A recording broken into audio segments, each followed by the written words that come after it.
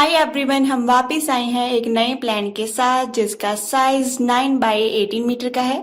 House की जो width है 9 मीटर है और जो लेंथ है 18 मीटर है।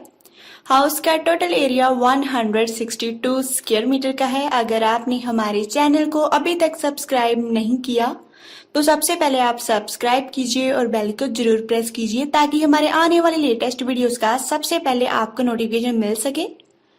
अब हम प्लान को ड्रॉ करेंगे।